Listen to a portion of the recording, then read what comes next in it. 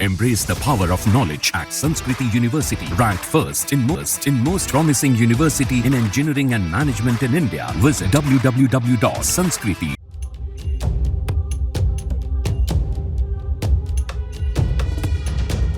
दिल्ली की सियासत में कई तरह के बदलाव देखने को मिल रहे हैं। दिल्ली की कमान अब आतिशी के हाथों में होगी और आतिशी के हाथों में सबसे बड़ी जिम्मेदारी भी होगी, जो केजरीवाल का ड्रीम प्रोजेक्ट रहा है और इस जिम्मेदारी को पूरा करने का समय रहेगा दिल्ली चुनाव से पहले। अरविंद केजरीवाल ने आम आदमी पार्टी की विधायक दलों की बैठक की, जिसमें दिल्ली की मंत्री आतिशी को उनकी जगह पर मुख्यमंत्री बनाए जाने का प्रस्ताव रखा था, जिसको लेकर सभी विधायकों ने सर्वसहमति से स्वीकार कर लिया। इसके बाद अब ये तो साफ हो गया कि दिल्ली के मुख्यमंत्री के रूप में अब आतिशी नजर आएंगी। अब तक आतिशी सरकार का प्रमुख चेहरा रही हैं और वह वित्त, शिक्षा और पीडब्ल्यूडी समेत कई विभागों का कार्यभार संभालती हैं। दिल्ली के सीएम पद की जिम्मेदारी मिलने के बाद अब आतिशी के ऊपर केजरीवाल की ड्रीम स्कीम को लागू करने की एक बड़ी जिम्मेदारी है। ये सिर्फ आम आदमी पार्टी में हो सकता है, अरविंद केजरीवाल जी के नेतृत्व में हो सकता है कि एक फर्स्ट टाइम पॉलिटिशियन एक राज्य की मुख्यमंत्री बने। मैं एक सामान्य परिवार से आती हूँ, शायद किसी और पार्टी में होती तो चुनाव की टिकट भी नहीं मिलती, लेकिन अरविंद केजरीवाल जी ने मुझ पर भरोसा किया, मुझे विधायक बनाया, मुझे मंत्री बनाया और आज मुख्यमंत्री बनने की जिम्मेदारी भी है।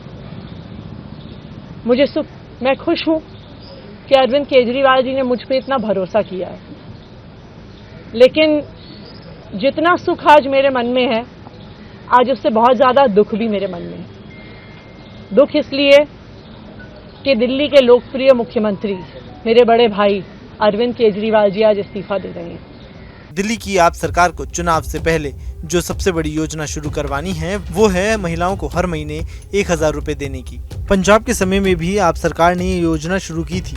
उनका चुनावी वादा था। दिल्ली के बजट में दिल्ली की सरकार इस योजना का ऐलान किया था। चुनाव के आसपास इस योजना के शुरू होने का प्लान था, लेकिन अभी तक ये योजना शुरू नहीं हो पाई। सुप्रीम कोर्ट ने केजरीवाल के बतौर सीएम फैसलों पर रोक लगाई हुई थी। ऐसे में दिल्ली का मुख्यमंत्री बदलने के बाद अब केजरीवाल के ड्रीम स्कीम आतिशी के जरिए लागू होने की उम्मीद है।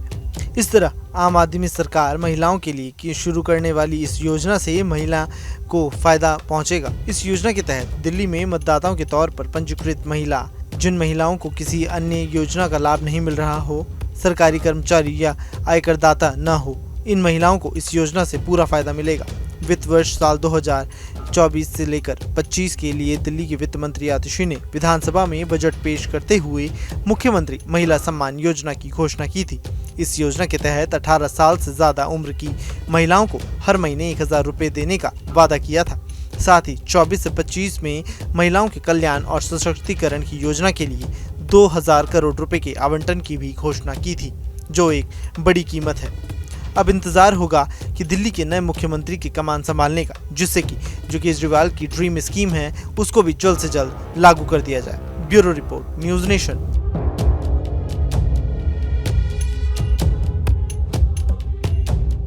Embrace the power of knowledge at Sanskriti University, ranked first in most promising university in engineering and management in India. Visit www.sanskriti. News nation अब व्हाट्सएप पर खबरों के ताजा अपडेट के लिए न्यूज नेशन के इस QR कोड को स्कैन करें।